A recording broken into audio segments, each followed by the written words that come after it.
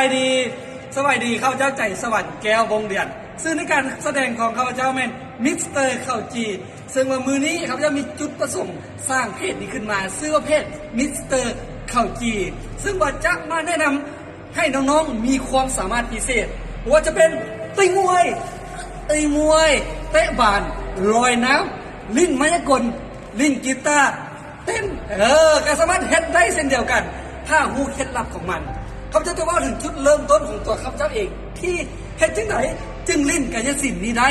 ถึงแม้แต่เมื่อก่อนข้าพเจ้าบ่มีอุปกรณ์เลยอยากได้แต่บ่มีเงินซื้อแต่ข้าพเจ้าก็สามารถผลิตอุปกรณ์ขึ้นมาเองและใส่เองเฮ็ดเองเราเฮ็ดเราได้เราใส่เราเจริญ